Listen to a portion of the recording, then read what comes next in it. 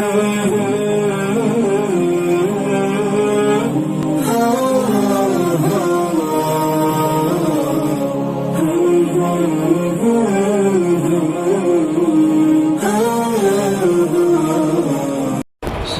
عليكم ورحمة الله وبركاته. الحمد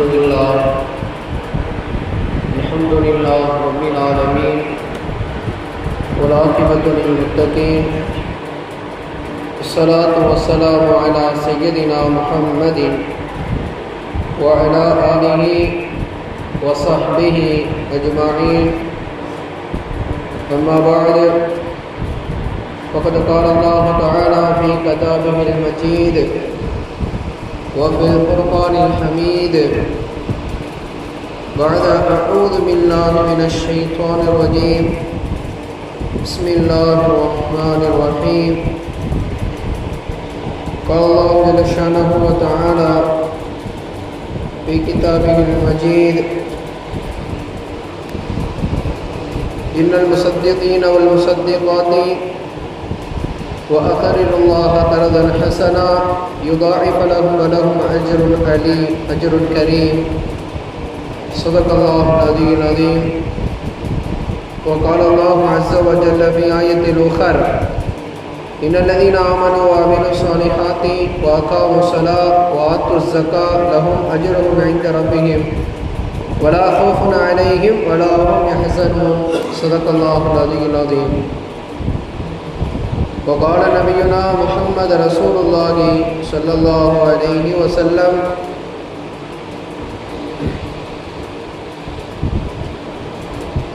كل أمر معروفا. صدق الله العلي العظيم. وصدق رسوله النبي الكريم، ونحن على ذلك من الشاهدين والشاكرين والحمد لله رب العالمين. புகழனைத்தும் நம்மை படைத்து பரிபாலிக்கிற இரட்சகன் அல்லாஹ் ஜல்ல ஷானஹு வ தஆலா அவரின் மீது உரித்தாகுக. சாந்தியும் சமாதானமும் எம்பெருமானார் முஹம்மது ரசூலுல்லாஹி ஸல்லல்லாஹு அலைஹி வஸல்லம் அவர்களின் மீதும், அன்னாரினுடைய குடும்பத்தினர்கள், தோழர்கள் மற்றும் உலகத்திலே வாழ்ந்து கொண்டிருக்கிற இனி வாழவிருக்கிற அனைத்து நல்லவர்களின் மீதும் அல்லாஹ்வினுடைய அனைத்து நலவுகளும் இந்த புனிதமிக்க பரக்கத்தான ரமதான் மாதத்தின் பொருட்டால், வெள்ளிக்கிழமையின் பொருட்டால் ஏற்படுக என்ற துவா வரக்கத்தோடு, கண்ணியமானவர்களே, அல்லாஹ் ஜல்ல ஷானஹு வ தஆலா நம்மையெல்லாம் இஸ்லாம் என்ற மார்க்கத்தில் முஸ்லிம் என்ற பெயரில் படைத்து வாழ வைத்துக் கொண்டிருக்கிறார். இஸ்லாமிய மார்க்கம் என்பது 5 தூண்களின் மீது கட்டமைக்கப்பட்டிருக்கிறது என்பதாக அல்லாஹும் அல்லாஹுடைய தூதுவர் ஸல்லல்லாஹு அலைஹி வஸல்லம் அவர்களும் நமக்கு சொல்லி காண்பிப்பார்கள். அல்லாஹ்வினுடைய அடிப்படையிலே அல்லாஹ் இதை பற்றி அல்லாஹ் பேசும்போது என்ன சொல்லுகிறான் என்று கேட்டால், அல்லாஹ் சொல்லி காட்டுவான்: வஅகீமுஸ் ஸலாத் வஆத்துஸ் ஸகாத், நீங்கள் தொழுகுங்கள், ஜக்காத்தை கொடுத்து வாருங்கள் என்பதாக. வஅக்ரிதுல்லாஹ கரதன் ஹசனா, நாம் மேல் சொன்ன இந்த இரண்டையும், தொழுகையையும் ஜக்காத்தையும் நீங்கள் அல்லாஹ்விற்காக வேண்டி கடனாக கொடுத்து வாருங்கள். அவ்வாறு நீங்கள் கடனாக கொடுத்து வரும்போது அதற்குண்டான வெகுமதியை இன்ஷா அல்லாஹ் மறு உலகத்திலே நீங்கள் பெற்றுக்கொள்வீர்கள். அதன் அடிப்படையிலே நாம் நம்முடைய வணக்கத்தையும் ஜக்காத்தையும் அல்லாஹ்விற்காக வேண்டி நாம் கொடுக்க கடமைப்பட்டிருக்கிறோம். அல்லாஹ்வுடைய தூதர் ஸல்லல்லாஹு அலைஹி வஸல்லம் சொல்லி காண்பிப்பார்கள்: புனியல் இஸ்லாமி அலா ஹம்ஸின் ஷஹாதத்து அல்லா இலாஹ இல்லல்லாஹ் வ அன்ன முஹம்மதன் அப்துஹு வ ரசூலுஹு வ இகாமிஸ் ஸலாத் வ ஈதாஇஸ் ஸகாத் வ ஸௌமி ரமதான் வ தஹஜ்ஜுல் ஹஜ்ஜ மன் இஸ்ததாஅ மின்கும் சபீலா. இஸ்லாம் 5 தூணின் மீது கட்டமைக்கப்பட்டிருக்கிறது. முதலாவது, அல்லாஹ் இறைவன் என்றும் பெருமானாரை உண்மை மிகுந்த தூதுவர் என்றும் நாம் சாட்சியம் பகர்வது, தொழுகையை நிலைநாட்டுவது, ஜக்காத்து கொடுத்து வருவது, வருடத்திற்கு ஒரு முறை கடமையாக்கப்பட்ட நோன்பை நோற்பது, பணம் இருந்தால், உடல் பலம் இருந்தால் அல்லாஹ்வினுடைய இல்லமா காபாவை ஹஜ் என்னும் இறை தரிசனம் செய்வது, இவைகளை கொண்டு இஸ்லாம் என்பது அமைக்கப்பட்டிருக்கிறது என்பதாக பெருமானார் ஸல்லல்லாஹு அலைஹி வஸல்லம் சொல்லுவார்கள். கண்ணியமிக்கவர்களே, இன்றைக்கு நாம் தொழுகை பற்றி நிறைய செய்திகளை நாம் அறிந்திருப்போம். தொழுகை என்பது முஸ்லிமுக்கு தலையை போன்றது. எப்படி தொழுகை இல்லை என்று சொன்னால் அவர் மார்க்கத்திலேயே இல்லை என்று பெருமானாருடைய கூற்றின்படி அவருக்கும் இஸ்லாத்திற்கும் எந்தவித சந்தேகம் இல்லை என்பதன் அடிப்படையிலே நாம் தொழுகை பற்றி நிறைய செய்திகளை, விளக்கங்களை, ஹதீஸ்களை நாம் படித்திருப்போம், கேட்டிருப்போம். அல்லாஹ்வினுடைய அடுத்த கட்ட ஒரு அமலாக கருதப்படுகிற, அல்லாஹ் சொல்லி காட்டுகிற அக்கீமு ஸலா வ ஆத்து ஸக்கா, ஸலாத்தை பற்றி நமக்கு தெரியும், தொழுகையை பற்றி நமக்கு தெரியும். ஜக்காத் என்றால் என்ன? ஜக்காத்தை பற்றி அல்லாஹ் ஜல்ல ஷானஹு வ தஆலா மற்றும் பெருமானார் ஸல்லல்லாஹு அலைஹி வஸல்லம் நமக்கு என்ன சொல்லித் தருகிறார்கள் என்று நாம் பார்க்க கடமைப்பட்டிருக்கிறோம். அவசியம் தெரிந்து கொள்ள வேண்டும். அன்பானவர்களே, மூன்றாவது கடமை நம்முடைய ஜக்காத். இஸ்லாத்தினுடைய மூன்றாவது கடமை தான் ஜக்காத் கொடுத்து வருவது. ஜக்காத் என்ற அரபியினுடைய வாசகத்தின் தமிழ் அர்த்தம் தூய்மைப்படுத்துதல் என்று அர்த்தம். ஜக்காத் அப்படின்னா தமிழ்ல டிரான்ஸ்லேஷன்ல தூய்மைப்படுத்துதல். என்னத்தை தூய்மைப்படுத்துது அப்படின்னு கேட்டா, கண்ணியமானவர்களே, ஜக்காத் இருக்கிறது ஒரு மனிதனை தூய்மைப்படுத்துகிறது. அஸ்காலில் இன்சான் அஸ்காலில் மர், மனிதனை என்ன செய்கிறது? தூய்மைப்படுத்துகிறது. அஸ்கா லில் கல்பு, உள்ளத்தை தூய்மைப்படுத்துகிறது. அஸ்காலில் மால், ஜக்காத்தை கொடுப்பதன் மூலமாக அவருடைய செல்வங்கள் என்ன செய்கிறது? தூய்மை அடைகிறது. உதாரணத்திற்கு, நம்ம வடிகட்டி வச்சு வடித்து எடுப்போம். உதாரணத்திற்கு, நம்ம ஊரில் பால் கறவு என்பது அதிகம். இப்போ பாலை என்ன செய்வாங்க? மாட்டு மடிலிருந்து கறந்து கொண்டு வந்து என்ன செய்வாங்க? உடனே எடுத்து ஊற்றி கொடுத்துட மாட்டாங்க. ஒரு அக்காவோ ஐயாவோ யாராவது வந்து என்ன செய்வாங்க? இந்த பெரிய ஒரு இது மாதிரி இருக்கும், அது ஒரு இது மாதிரி பெரிய பானை மாதிரி இருக்கும், எடுத்துட்டு வந்து என்ன செய்வாங்க? வடிகட்டியை வச்சு வடிச்சுட்டு தான் அடுத்தடுத்து ஊற்றி கொடுப்பாங்க. எதுக்கு வடிக்கணும் என்று கேட்டால், தூய்மை என்பது மனிதனுக்கு மிக அத்தியாவசியம் என்பதை இஸ்லாம் நமக்கு அழகுபடுத்துகிறது. இப்போ தூய்மையானதை உண்ணுங்க, தூய்மையானதை அணிந்து கொள்ளுங்க, தூய்மையானதை கொண்டே நீங்கள் உங்களுடைய வாழ்வாதாரத்தை நீங்கள் அழகுபடுத்திக் கொள்ளுங்கள் என்று பெருமானார் ஸல்லல்லாஹு அலைஹி வஸல்லம் அவர்கள் நமக்கு அழகாக சொல்லி காமிப்பார்கள். அல்லாஹும் இன்னல்லாஹு யுஹிப்புல் முத்தஹிரீன், சுத்தமானவர்களை அல்லாஹ் பிரியப்படுகிறார் என்ற வசனத்தை நாம் அல் குர்ஆனில் இருந்து பெறுகிறோம். ஆக சுத்தம், தூய்மை என்பது இருக்கிறது இஸ்லாத்தினுடைய மிகப்பெரிய ஒரு அங்கமாக இருக்கிறது. அப்போ எல்லாத்துக்கும் சுத்தம் என்பது வேணும். நம்ம உடை மட்டும் சுத்தமாக இருந்தால் பத்தாது, நம்முடைய செல்வங்களும் சுத்தமாக வேண்டும். கரைபடைந்திருக்கிற செல்வமும் சுத்தமாக வேண்டும் என்று சொன்னால், அந்த சுத்தம் என்பது நம்முடைய செல்வங்களை தூய்மைப்படுத்துவதுதான் ஜக்காத்து வழங்குதல் என்பதை நமக்கு மார்க்கம் அழகாக சொல்லி காண்பிக்கிறது. இப்போ கண்ணியமானவர்களே, ஜக்காத்தை நாம் கொடுப்பதன் மூலமாக நம் செல்வங்கள், நாம் சேர்த்து வைத்திருக்கிற சொத்து சுகங்கள் அனைத்துமே என்ன செய்யப்படுகிறது? தூய்மைப்படுத்தப்படுகிறது, சுத்தப்படுத்தப்படுகிறது. சுத்தப்படுத்தப்பட்ட நகைகளை, சுத்தப்படுத்தப்பட்ட பொருளாதாரங்களை நாம் உபயோகிப்பதன் மூலமாக நம் அமல்கள் எப்படி ஆகிறது என்று சொன்னால் அழகாக ஆகிறது. அல்லாஹ்வுக்கு நோ வெரிஃபிகேஷன், எந்தவித கேள்வியும் இல்லை. பாப்பா, அல்லாஹ் பாப்பா இந்த இபாதத்தில் என்ன தூய்மை இருக்குதான்றது அல்லாஹ் பாப்பான். அது என்ன விதமான இபாதத்தா இருந்தாலும் சரி பாப்பா, அல்லாஹ் வெரிஃபிகேஷன் பண்ணுவான். தொழுகையா இருக்கட்டும், எல்லா இபாதத்தையும் அல்லாஹ் என்ன செய்வான்? வெரிஃபிகேஷன் பண்றதுக்கு மிக முக்கியமாக இருப்பது ஒன்று, தூய்மையான மன தூய்மையோடு, நம் உள்ளத்திலே மன தூய்மையோடு செய்யணும். இது தொழுகைக்கு, ஹஜ்ஜுக்கு, நோன்புக்கு இது வேண்டும், கடமை. ஜக்காத்திற்கு தூய்மை என்பது நம் ஜக்காத்து பிற மக்களுக்கு நம்ம என்ன செய்யணும்? எடுத்து கொடுப்பதன் மூலமாக அந்த சொத்துகள் என்ன செய்கிறது? அழகாக மாறுகிறது என்ற செய்தியை, விளக்கத்தை நமக்கு நம் இஸ்லாமிய மார்க்கம் அழகுற சொல்லி காட்டுகிறது. கண்ணியமானவர்களே, தொழுகை எப்படி கடமையோ, தொழுகை எப்படி ஒரு மனிதனுக்கு ஒரு முஃமினுக்கு மிகவும் அத்தியாவசியமோ அதுபோன்றுதான் ஜக்காத்தும், ஜக்காத்தை வழங்குவதும். ஒரு மனிதர் தன் ஜக்காத்தை தடுத்துக் கொண்டிருக்கிறார் என்று சொன்னால் திட்டமாக அவருக்கும் இஸ்லாத்திற்கும் எந்தவித தொடர்பும் இல்லை என்று பெருமானார் ஸல்லல்லாஹு அலைஹி வஸல்லம் சொல்லி காமிப்பார்கள். ஏன் இவ்வளவு அழுத்தமாக பெருமானார் கூறுகிறார்கள் என்றால், மார்க்கம் என்று சொன்னால் மிக முக்கியத்துவம் வாய்ந்தது அஸ்கா, ஜக்கியத், தூய்மை. அது எதில் இருந்தாலும் சரி, அது மார்க்கம் என்ன செய்கிறது, அடிப்படையாக கொண்டிருக்கிறது. இஹ்லாஸோடு நீங்கள் தொழுகுங்கள், இஹ்லாஸோடு நீங்கள் ஹஜ் செய்யுங்கள், இஹ்லாஸோடு நீங்கள் நோன்பு வையுங்கள், அதே இஹ்லாஸோடு நீங்கள் என்ன செய்யுங்க, ஜக்காத்தை கொடுத்து வாங்கன்னு இஸ்லாம் என்ன செய்யுது, நமக்கு அழகான முறையிலே சொல்லி காமிக்கிறது. கண்ணியமானவர்களே, அல்லாஹ் ஜக்காத்தை பற்றி கிட்டத்தட்ட அல் குர்ஆனில் 80 இடங்களில் பேசுகிறோம். 1 இல்லை 2 இல்லை 10 இல்லை 20 இல்லை 80 இடத்துல அல்லாஹ் என்ன செய்கிறாங்க, ஜக்காத்தை பற்றி பேசுகிறோம். எப்போ எல்லாம் அல்லாஹ் ஜக்காத்தை பற்றி பேசணும்னு நினைக்கிறானோ அல்லாஹ் அந்த இடத்துல தொழுகையை கொண்டு வருவான். ஏன் தொழுகையை கொண்டு வரலாம்? ஏன்னா தொழுகை எந்த அளவுக்கு தீனுக்கு முக்கியமோ தலையோ அது போன்றுதான் ஜக்காத் என்பது ஒரு மனிதனுக்கு இதயத்தை போல. உதாரணம், ஒரு மனிதனுடைய இதயம் ஒரு மனிதனுக்கு எவ்வளவு முக்கியம், அது மாதிரி மார்க்கத்தில் இதயம் போன்றது ஜக்காத்து கொடுப்பது, தலையை போன்றது தொழுகை. அப்ப மிக முக்கியமாக நம்முடைய மார்க்கம் நமக்கு அழகான வழிமுறைகளை நமக்கு கையாண்டு தருகிறது. கண்ணியமானவர்களே,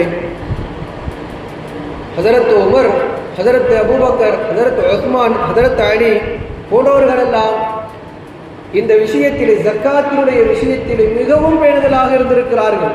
ஒரு முறை அப்படித்தான் அபூபக்கர் சித்திக் ரலியல்லாஹு அன்ஹு அவர்கள் ஹலீஃபா பொறுப்பேற்றிருக்கிறார்கள். அந்த தருணத்திலே ஒரு கூட்டம் என்ன செய்கிறது, நாங்கள் இனிமேல் ஜக்காத்தை கொடுப்பது அல்லது எங்கள் கூட்டத்தில் இருக்கிறவர்கள் வாங்குவது நாங்கள் தடை செய்து கொண்டோம், தடுத்து கொண்டோம் என்பதாக சொல்லிவிட்டார்கள். இந்த செய்தி அபூபக்கர் ரலியல்லாஹு அன்ஹு அவர்களுக்கு எட்டுகிறது.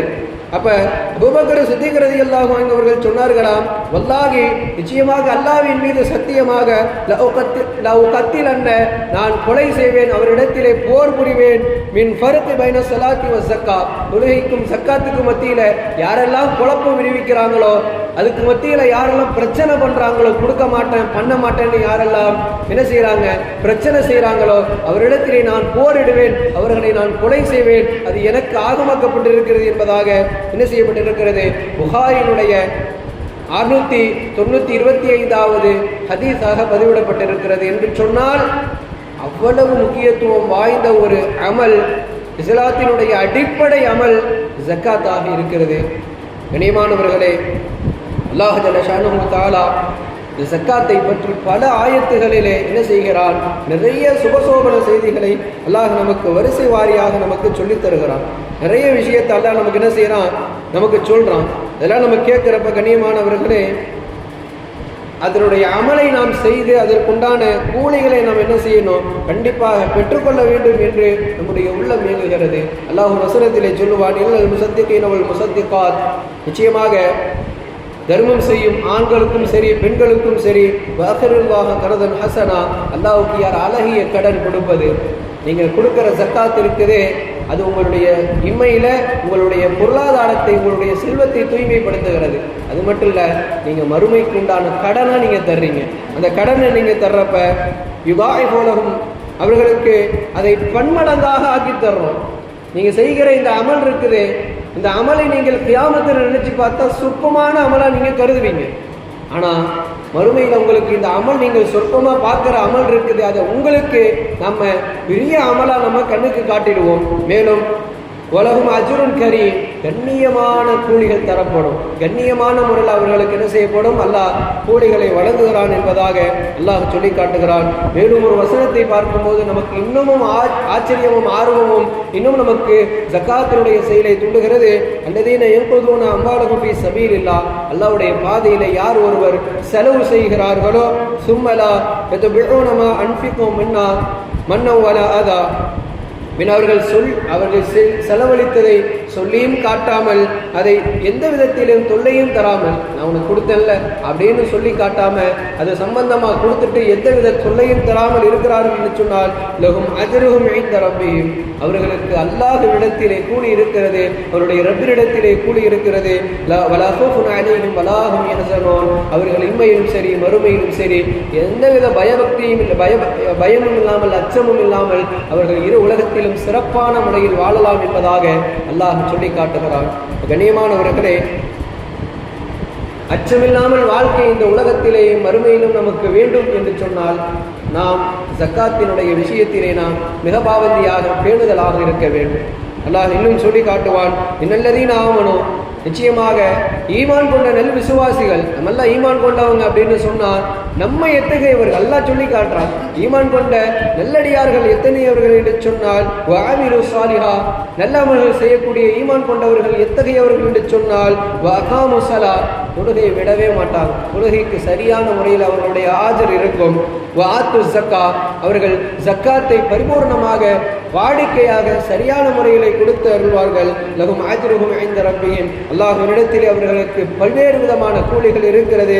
வலா ஹௌஃபுன் அலைஹிம் வலா ஹும் யஹ்சனூன், அவர்கள் அச்சமில்லாமல் பயமில்லாமல் இருப்பார்கள் என்பதாக அல்லாஹ் இப்படி பல வசனங்கள் என்ன செய்கிறான் நமக்கு சொல்லி காட்டுகிறான். ஜக்காத்து கொடுத்ததுனால நமக்கு என்னென்ன இருக்குது அப்படிங்கிறத அல்லாஹ் சொல்லி காட்டுகிறான். அது மட்டும் அல்லாமல் ஒரு வசனத்தில் நாம் பார்க்கிறோம், அல்லாஹ்வுடைய இறை அருள் இருக்கிறதே நமக்கு கிடைக்க வேண்டும் என்றால், உலகத்திலும் மறுமையிலும் இறை அருள் கிடைக்க வேண்டும் என்று சொன்னால் நாம் என்ன செய்ய வேண்டும்? நம்முடைய பொருட்களை நாம் செலவு செய்திட வேண்டும். அல்லாஹ் சொல்லி காட்டுவான், இமையிலும் மறுமையிலும் நன்மையை பதிவு செய்ய நமக்கு மலக்குகளை ஆக்கியிருக்கிறான். அந்த மலக்குகளை கொண்டு என்ன செய்வான்? அல்லாஹ் நமக்கு நம்முடைய கணக்குகளை பார்த்து விட்டு அல்லாஹ் நமக்குண்டான நிறைய கூலிகளை நமக்கு இறை அருளாக பலவிதமான பாக்கியங்களாக நமக்கு தருவான் என்பதாக நமக்கு கிடைக்க பெறுகிறது. அது மட்டுமல்லாமல் நாளைக்கு நமக்கு வாரிசுரிமை, எதற்குண்டான வாரிசுரிமை? சொர்க்கத்திற்குண்டான வாரிசுரிமை நமக்கு கிடைக்க வேண்டும் என்றால் அதற்கும் நமக்கு ஜக்காத்தினுடைய அமல் என்பது மிகவும் ஒரு விஷயமாக இருக்கிறது. அல்லாஹ் அதையும் சொல்லி காட்டுவான், அது அஃபலஹல் முஃமினூன், மூமின்கள் வெற்றி பெற்று விட்டார்கள். அவங்க வெற்றிக்கு காரணம் என்ன? அல்லதீன ஹும் ஃபீ ஸலாத்திஹிம் காஷிஊன், அவங்க தொழுகிறாங்க, அந்த தொழுகையில் பயபக்தி இருக்கிறது, அதனால அவங்க வெற்றி பெற்றிருக்கிறாங்க. அது மட்டும் இல்லாமல் வல்லதீன ஹும் அனில் லகவி முஅரிதூன், வீணான தேவையில்லாத விஷயத்தில் அவங்க தலையிடுவது அல்ல, தன்னை என்ன செய்யறதில்லை, வீணான விஷயத்தில் அவங்க தன்னை ஆட்படுத்திக் கொள்வது அல்ல, அதனால் அவங்க என்ன செஞ்சிட்டாங்க? வெற்றி பெற்று விட்டார்கள். வல்லதீன ஹும் லி ஸக்காத்திஹிம் ஃபாஇலூன், அவர்களுடைய ஜக்காத் இருக்குதே அது மிகவும் பிரயோஜனமாக அவர்களுக்கும் மறுமைக்கும் அல்லாஹ்விற்கும் இந்த இஸ்லாமிற்கும் நிறைய பிரயோஜனமான விஷயமாக இருக்கிறது என்பதற்காக வேண்டி அவர்கள் வெற்றி பெற்று விட்டார்கள் என்பதாக அல்லாஹ் சொல்லி காட்டுகிறான். இப்படி அல்லாஹ் 80 வசனங்கள்ல பேசுறான் ஜக்காத்தை பத்தி. அல்லாஹ் இந்த அளவுக்கு பேசுவதற்குண்டான காரணம் நம்ம எல்லாம் செய்து மறு உலகத்திற்கும் இம்மைக்கும் நமக்கு பேறு பெற வேண்டும் என்பதற்காகத்தான். அல்லாஹ் ஒரே ஒரு விஷயத்தை தான் அல்லாஹ் எதிர்பார்க்கிறான், தன்னுடைய அடியான் எந்த விதத்திலேயும் நரகத்திற்கு போயிடக்கூடாது. ரசூலுல்லாஹ் அதை ஆசைப்படுறாங்க. ஒரு விளக்கு ஒன்று கொளுத்தி வச்சிருக்கிறோம்னு சொன்னா விட்டில் பூச்சி போய் என்ன செய்யும்? நெருப்புக்கு போய் அதை போய் அணையத்தான் பார்க்கும். நம்ம என்ன செய்யணும்? அதை அணைத்துட்டோம்னு சொன்னா அந்த நெருப்பை நம்ம அணைச்சிட்டோம்னு சொன்னா போகுமா? போகாது. ஏன்? அதனுடைய ஆர்வம் அதில் தான் இருக்குது. அந்த மாதிரி மக்கள் எல்லாம் என்ன செய்யறாங்க? உலகத்திலே தன்னை மறந்து, தன்னுடைய வருகையை மறந்து, தன்னுடைய வாழ்க்கையை மறந்து நரகத்தின் பால் விரைந்து ஓடக்கூடியவர்களாக இருக்கிறார்கள்.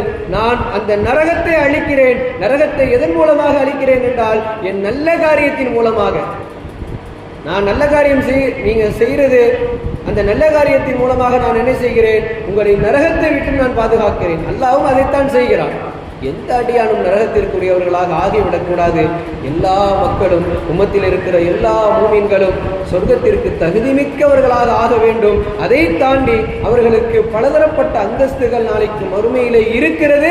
அந்த தரஜாத்துகளை அடைய வேண்டும் என்றால் அல்லாஹ் இவ்வன நிறைய சலுகைகளை அல்லாஹ் நமக்கு என்ன செய்யறான்? வரிசை வரிசையாக வாரி வாரியாக நமக்கு வழங்கி தருகிறான் என்றால், கண்ணியமானவர்களே, இதையெல்லாம் விட்டு நாம் என்ன செய்கிறோம்? நம்முடைய அனந்தர வாழ்க்கைக்காக, அழியக்கூடிய வாழ்க்கைக்காக நம்முடைய வாழ்க்கையை நாம் ஆக்கிக் கொள்கிறோம். எனவே நாம் அழகான முறையிலே அல்லாஹ்விற்கான வேண்டிய வாழ்க்கையை நாம் என்ன செய்ய கொண்டு வேண்டும், ஆக்கிக் கொள்ள வேண்டும். என்றால் அல்லாஹ் நமக்கு எந்த விஷயங்களை நமக்கு அடிப்படையாக ஆக்குகிறானோ அதை நாம் என்ன செய்ய வேண்டும், அதை நாம் கடைபிடித்து வாழ கடமைப்பட்டிருக்கிறோம்.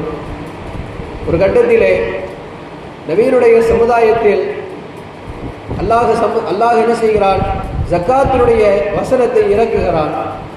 அதுக்கு முன்னாடி சஹாபாக்கள் முஹாஜிரின்களாக அன்சாரிகளாக மதீனா தேசத்திலே பரவி கிடந்தார்கள்.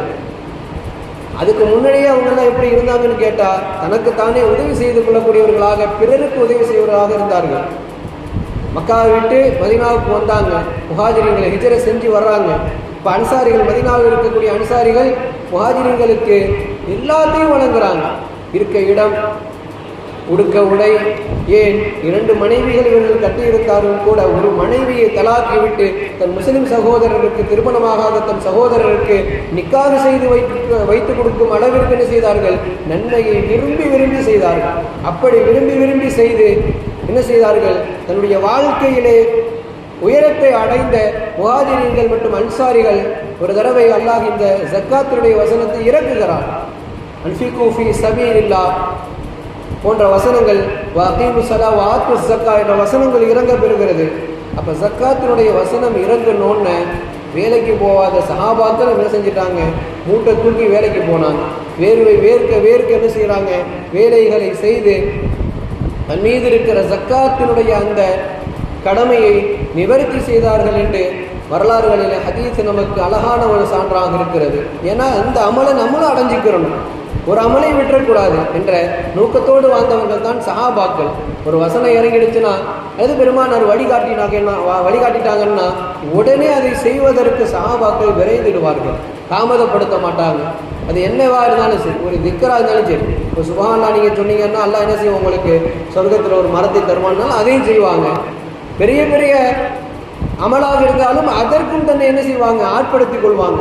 மூட்டை தூக்கி வேலைகள் பார்த்து அடுத்தவருக்கு நாம் எப்படி போனாலும் சரி இறைவனுக்கு நம் அடியானாக விசுவாசியாக மாற வேண்டும் என்ற அடிப்படையோடு என்ன செய்வார்கள், அன்சாரி சஹாபாக்களும் முஹாஜிரீன்களும் தன்னை என்ன செய்து கொண்டார்கள், பெரிதுத்துவமாக தன்னை ஆக்கி கொண்டார்கள். எனவேதான் இன்றைக்கு அவர்கள் பெருமளவிற்கு பேசப்படுவதற்குண்டான காரணமும் காரணியாக ஆக்கப்படுகிறது. நியமானவர்களே, முஸ்லிம்களாக இருக்கக்கூடிய நாம் நம்முடைய செல்வத்தை அழகுபடுத்த வேண்டும். அழகுபடுத்திட வேண்டும் என்று சொன்னால் நாம் தான தர்மங்கள் கொடுப்பது, சதக்காக்கள் செய்வது, இதிலும் குறிப்பாக நாம் ஜக்காத்தை கொடுப்பது போன்ற விஷயங்களிலே நம்முடைய செல்வங்களை நாம் ஆக்கி கொள்ளும் போது அல்லாஹ் நம்மையும் நம்முடைய செல்வங்களுக்கும் பெரிய ஒரு லாபத்தை, பெரிய ஒரு பரக்கத்தை என்ன செய்கிறான், நமக்கு ஏற்படுத்தி தரக்கூடிய விஷயத்தை நாம் என்ன செய்கிறோம், பார்க்கிறோம். அதிலும் முக்கியமாக ஜக்காத் இருக்கிறது, அதனுடைய விஷயங்களை எல்லாம் நாம் கண்டிப்பாக அறிந்து கொள்ள கடமைப்பட்டிருக்கிறோம். அழகாக சுருக்கமாக நான் உங்களுக்கு இதை சொல்லி முடிக்கிறேன். ஜக்காத்து கொடுப்பதற்கு நிபந்தனை என்று ஒன்று இருக்கிறது. ஷர்த் மின் ஷுரூத்தில் ஏதாய ஜக்காத், ஜக்காத்தை கொடுப்பதற்கு நிபந்தனை. என்ன நிபந்தனை? ஒரு முஸ்லிம் தன்னுடைய அத்தியாவசிய தேவையை போக, ஒரு முஸ்லிமுக்கு தன் அத்தியாவசிய தேவைகள் போக ஒரு வருடம், ஹிஜ்ரியினுடைய கணக்கில் ஒரு வருஷத்தில் தன்னுடைய சொத்து தன்னிடத்தில் இருக்கிறது, அதை அளவை தாண்டி ஒரு நிசாபை தாண்டிருச்சு அப்படின்னு சொன்னால் அவரின் மீது என்ன செய்யப்படுகிறது, ஜக்காத் என்பது கடமை. இப்போ அந்த விஷயத்துக்கு வருவோம். நிசாபினுடைய அளவுனா என்ன, எந்த அளவுக்கு தாண்டி இருந்துச்சுன்னா நம்ம மீது ஜக்காத்து அப்படிங்கிறத நம்ம பார்க்கணும். இஸ்லாம் நமக்கு சொல்லி காட்டுகிறது. தங்கத்தினுடைய அளவில், தங்கம் கோல்டு வச்சிருக்கிறோம், எந்த அளவுக்குன்னா 87.49 கிராம் நம்மள்கிட்ட இருக்குதுன்னு சொன்னால் நம்ம மீது என்ன கடமை, ஜக்காத்து கடமை. அப்போ ஒரு பவுனுன்னா எத்தனை கிராமு, 8 கிராமு, 10 8 80, 10 பவுன் இருக்குது. அதுக்கடுத்து ஒரு 7 49 சில்லற வருது. அப்போனா 10.25 அல்லது 10 பவுனை தாண்டிட்டாலே போதும். இஸ்லாம் நமக்கு சொல்லுகிற விஷயம் என்ன, 10 பவுனுக்கு மேலே நம்மள்கிட்ட இருக்குது, நம்ம தேவை போக நம்மள்கிட்ட இருக்குது, சும்மா வச்சிருக்கிறோம், பேங்க் லாக்கர்லேயே அல்லது வீட்டு லாக்கர்லேயே இருக்குதுன்னு சொன்னால் அது ஒரு வருஷம் நம்மக்கிட்ட இருக்குது. உதாரணத்துக்கு இந்த ரமதான்ல கொடுத்துட்டோம், அடுத்த ரமலான்ல அதே 10 பவுன் நம்ம வச்சிருக்கிறோம்னா நம்ம என்ன செய்யணுங்க, அந்த 10 பவுனில் இருந்து 2.5% எடுத்து நம்ம கொடுத்துடணும். 10 பவுன்ல 2.5 நான் எடுத்து என்ன செஞ்சிடணும், கொடுத்துடணும். உதாரணத்திற்கு 100 ரூபா வச்சிருக்கிறோம், 100 ரூபாய் இருக்குது நம்மள்கிட்ட, 100 ரூபாய் இருக்கு. அந்த 100 ரூபாய் நம்ம தேவை போக ஒரு வருஷமா 100 ரூபாய் வச்சுக்கிட்டே இருக்கிறோம். அப்படின்னா அந்த 100 ரூபாயில் 2 ரூபா 50 பைசா, எவ்வளோ, 2 ரூபா 50 காசு, அதை எடுத்து என்ன செஞ்சிடணும், ஏழைகள்கிட்ட கொடுத்துடணும். ஏழைகள்கிட்ட என்ன செஞ்சிடணும், கொடுத்துடணும் என்று நம்முடைய இஸ்லாமிய மார்க்கம் நமக்கு அழகான முறையிலே நமக்கு சொல்லி காமிக்கிறது. இதனுடைய வீதம் 40%, 2.5 வீதம் 40% நமக்கு என்ன செய்யணும், கொடுக்கணும் என்பதாக இஸ்லாம் நமக்கு அழகான முறையிலே நமக்கு சொல்லி காமிக்கிறது. அது மட்டுமல்லாமல் கண்ணியமானவர்களே, ஜக்காத்தினுடைய விஷயத்தை, அதாவது அந்த பொருளை யார் யார் வாங்குவதற்கு தகுதி பெற்றவர்கள் என்று பார்த்தால் அல்லாஹ் ரப்புல் ஆலமீன் 9வது வசனம் 60வது அத்தியாயத்தில் என்ன செய்கிறான், பேசி காட்டுகிறான். ஏழைகள் மற்றும் அது போன்ற பணியாளர்கள் இவர்கள்லாம் இருக்கிறார்கள் அல்லவா, இந்த மாதிரி உள்ளவர்களுக்கு அல்லாஹ்வுடைய தூதுவர் அல்லாஹ் என்ன செய்கிறாங்க, அழகிய ஒரு வழிமுறை என்ன செய்கிறாங்க, சொல்லி காமிக்கிறாங்க. அதில் முக்கியமாக பார்த்தீங்கன்னா நம்ம பார்க்குறோம், 9வது அத்தியாயம் 10வது வசனத்தில் நம்ம பார்க்குறோம், அல்லாஹ் ரப்புல் ஆலமீன் சொல்லி காட்டுகிறான், ஏழைகள், முக்கியமாக இதில் ஏழைகள் வர்றாங்க. ஏழைகள்னு சொன்னால் தன்னுடைய அன்றாட வாழ்க்கையிலே என்ன செய்கிறாங்க, தேவை போக மிச்சம், வேலைக்கு போகிறாங்க, உழைக்கிறாங்க, அவருடைய சொத்து சுகங்கள் அதிகமாக இல்லை, அல்லது வறுமை கோட்டிற்கு கீழ் வாழக்கூடிய மக்கள் என்ற அடிப்படையில் இருக்கிறார்கள். பொருளாதாரத்தில் இவர்களுக்கு ஒரு பெரிய பங்களிப்பு இல்லை அப்படின்னு சொன்னால் இவர்களுக்கு தன்னுடைய ஜக்காத்தினுடைய பொருளை கொடுக்க வேண்டும் என்பதாக என்ன செய்யப்படுகிறது, சொல்லி காமிக்கப்படுகிறது. அல்லது ஜக்காத்தை வசூல் செய்பவர்கள் ரக்கீப் சா இருப்பாங்க. மதரசாக்கள்லாம் பார்த்தீங்கன்னா ரக்கீப் சான்னு சிலர் இருப்பாங்க. அவங்கெல்லாம் வந்து குறைந்த சம்பளத்திற்கு வேலை பார்க்கக்கூடியவர்களாக இருப்பார்கள். இவங்களுக்கு நம்முடைய ஜக்காத்தினுடைய பொருளை என்ன செய்யறது, கொடுப்பது. இன்னும் கடனாளிகள், ஒரு சிலர்லாம் வந்து கடல்லே மூழ்கி இருப்பாங்க, வருஷம் ஃபுல்லாக கடல்லே இருப்பாங்க. அவங்களுடைய கடனை பார்த்தீங்கன்னா பெரிதும் அவர்களுக்கு ஒரு பலுவாக இருக்கும். எப்படா இந்த கடன் அடையும் அப்படிங்கிற மாதிரி அவங்க இருப்பாங்க. அந்த மாதிரி உள்ளவர்களை என்ன செய்யப்படுகிறது, அல்லாஹ் சொல்லி காட்டுகிறான். கடனை வசூலிக்க யாரெல்லாம் தகுதியானவர்களாக இருக்கிறார்களோ, கடன் யார் யாருக்கெல்லாம் இருக்குதோ இவர்கள் வாங்கி பெறுவதற்கு, ஜக்காத்தை வாங்கி அதை பயன்படுத்திக் கொள்வதற்கு தகுதி என்பதாக அல்லாஹ் ரப்புல் ஆலமீன் என்ன செய்கிறான், அழகான முறையிலே நமக்கு சொல்லி காட்டுகிற விஷயத்தை நம்ம என்ன செய்கிறோம், கண்ணியமானவர்களே பார்க்கிறோம். இந்த மாதிரி அல்லாஹ் ஜல்ல ஷானஹு வ தஆலா இன்னும் சிலருக்கு என்ன செய்கிறான், அல்லாஹ் இதனுடைய சலுகைகளை தந்து நமக்கு என்ன செய்கிறான், அழகான முறையில் ஆக்கிக் கொள்கிறான். இதனுடைய வசனத்தை நாம் பார்க்கிறோம், இன்ன சதக்காத்தி, நிச்சயமாக இந்த சதக்காவினுடைய பொருட்களுக்கு தகுதியானவர்கள் லில் ஃபுக்கரா, ஏழைகள். இரண்டாவது வல் மசாக்கீன், மிஸ்கீன்களாக இருக்கக்கூடியவர்கள். மேலும் வல் ஆமிலீன அலைஹா, இதை வாங்கி வசூல் செஞ்சு கொடுக்கிறவங்க இவர்களும் அதற்கு தகுதி மிக்கவர்களாக இருக்கிறார்கள். அடிமையாக இருக்கிறவர்கள், சுதந்திரம் இல்லாமல் அடிமையா இருக்கிறாங்கன்னு சொன்னா அவர்களுக்கு நம்ம என்ன செய்யலாம், கொடுக்கலாம். அது மட்டுமல்லாமல் கடலில் மூழ்கி இருக்கக்கூடியவர்கள், இன்னும் அல்லாஹ்வுடைய பாதையிலே யாரெல்லாம் இருக்கிறார்களோ இவர்களுக்கெல்லாம் என்ன செய்யலாம், நம்முடைய ஜக்காத்தினுடைய பொருட்களை ஃபரீதத்தும் மினல்லாஹ், அல்லாஹ் இவர்களுக்கு ஃபர்லாக ஆகும் என்று ஆக்குகிறான் என்பதாக 9வது அத்தியாயம் தௌபா சூரால 60வது வசனத்திலே அல்லாஹ் ஜல்ல ஷானஹு தஆலா என்ன செய்கிறான், அவர்களுக்கு கடமை என்பதை அல்லாஹ் அழகான முறையிலே சொல்லி காண்பிக்கிறான். எனதருமை அன்பான அல்லாஹ்வின் நல்லடியார்களே, நம்ம இதை கொடுக்கணும், கொடுக்காம நம்ம தடுத்து வச்சுக்கிட்டோம்னு சொன்னால் என்ன ஆகும் அப்படின்னு கேட்டால், சுருக்கமாக பெருமானாருடைய ஒரே ஒரு ஹதீஸை நான் இங்கு ஞாபகப்படுத்துவேன். அல்லாஹ் ரப்புல் ஆலமீன் தொழுகையாளிகளுக்கு தொழுகை விதித்துள்ளான், தொழாதவர்களுக்கு அல்லாஹ் என்ன செய்கிறான், தண்டனையாக நரகத்தை விதிக்கிறான். ஏன், ஃபர்லை அவர் தவற விட்டு விட்டார். எனவே அவருக்கு அல்லாஹ் என்ன செய்கிறான், நரகத்தை ஆக்குகிறான். அதுபோன்று தர்க்கு ஸலாவுக்கு எப்படி நரகம் எப்படி ஒரு ப்ரொஜெக்டராக இருக்குதோ, ஒரு அடிப்படையாக இருக்குதோ, அதுபோல தர்க்கு ஜக்காத்தை விழுபவர்களுக்கு அல்லாஹ் ஒரு தனி சாப்டர் வச்சிருக்கிறான். அவங்களுக்குனே தனியாக அல்லாஹ் என்ன செஞ்சிருக்கிறான், ஒரு நரகத்தை பிரத்யோகமாக ஆக்கியிருக்கிறான். அல்லாஹ் கொண்டு போய் அங்கே என்ன செஞ்சிருவான், ஜக்காத்தை கொடுக்காதவர்களை எல்லாம் அங்கே கொண்டு போய் நிரப்பி வச்சிருவோம். இப்போ கண்ணியமானவர்களே, நம்ம ஊரில் எவ்வளவு பேர் பொதுவாகவே ஒரு ஊருன்னு எடுத்துக்கிட்டால் எவ்வளவோ பேர் இந்த விஷயத்தில் இருப்பாங்க. வறிய நிலைமையில் இருப்பாங்க, ஏழைகளாக இருப்பாங்க, மிஸ்கீன்களாக இருப்பாங்க. இப்போ அவர்களுக்கெல்லாம் நம்ம என்ன செய்யணும், பொருட்களை பங்கீடு செய்யணும். அவ்வாறு நாம் செய்தோம் என்று சொன்னால் அதனுடைய முடிவு நத்தீஜா என்ன என்று தெரியுமா? ஏழ்மை வறுமை என்பதை தடுக்கலாம் என்பதை இஸ்லாம் நமக்கு அழகான முறையிலே சொல்லி காமிக்கிறது. ஒரே ஒரு உதாரணம், இதோடு நான் நிறைவுக்கு வந்து விடுவேன். உமர் இப்னு அப்துல் அசீஸ் ரஹிமஹுல்லா அவர்கள் 5வது கலீஃபா என்று இஸ்லாம் பெருமிதமாக பேசும். உமர் ரலியல்லாஹு அன்ஹு அவருடைய வாரிசில் வரக்கூடியவர்கள் 5வது கலீஃபா என்பவர்களை அழகான முறையிலே பேசி காட்டும். இவர்களுடைய ஆட்சியிலே என்ன நடக்கும் தெரியுமா? ஜக்காத்து கொடுக்கறவங்க இருப்பாங்க, ஜக்காத்து வாங்குறதுக்கு ஆள் இருக்காது. ஜக்காத்து கொடுக்கறதுக்கு இவங்க எல்லாமே தயாரா இருப்பாங்க, ஆனா வாங்குறதுக்கு ஆள் இருக்க மாட்டாங்க. ஏன்னா எல்லாருமே தேவையினுடைய விஷயத்திலே மூழ்கி இருப்பாங்க. பல வருட காலங்களுக்கு பிறகு 4 கலீஃபாக்கள், அபூபக்கர், உமர், உஸ்மான், அலி போன்ற 4 பேரும் கலீஃபாக்களுடைய காலத்தில் இதற்கு திட்டவட்டமாக பல்வேறு விதமான கட்டாயம் விதிக்கப்பட்டது. கொடுத்தா இரு, கொடுக்கறனா உனக்கு கொலை கூட பண்ணுவேன் என்ற அளவுக்கு என்ன செய்வாங்க, சட்டத்தை ஏற்றினார்கள். போய் வாங்கினாங்க, பைத்துல் மாலை நிறுவினார்கள். பலதரப்பட்ட ஏற்பாடுகள் செய்யப்பட்டது, ஜக்காத்தினுடைய பொருள்களுக்கு ஏற்படுத்தப்பட்டது. எனவேதான் இன்னைக்கு அரபு கண்ட்ரி எப்படி இருக்குது, நம்ம போய் அங்க வேலை பார்க்கிறோம், நம்ம போய் அங்க வேலை பார்க்கிறோம். அதுதான் இன்னைக்கு நிலைமை. அவங்க இங்க வந்து வேலை பார்க்கணும்னா நம்முடைய ஜக்காத்து பொருளை புழக்கப்படுத்த வேண்டும். ஏழ்மையினுடைய நாடில் இருந்து, வறிய நாடில் இருந்து நம் விடுதலை பெற வேண்டும் என்று சொன்னால் இருக்கிறவர்கள் இல்லாதவர்களுக்கு கொடுத்து உதவி செய்யணும். அந்த மாதிரி உமர் இப்னு அப்துல் அசீஸ் ரஹிமஹுல்லா காலத்தில் ஜக்காத்து கொடுக்கறதுக்கு ஆள் இருந்துச்சு. இவங்க போவாங்களாம், ரோடா போய் தேடுவாங்களாம், யாராவது ஜக்காத்து பொருளை வாங்கணுமே, கொடுக்கணுமே, நம்ம அந்த நன்மை பெறணுமே அப்படிங்கிற அளவுக்கு, அந்த அளவிற்கு அரபு தேசங்கள் அன்றைக்கு மிகவும் நேர்த்தியாக இருந்தது. இன்றைக்கும் அப்படித்தான் இருக்கிறது.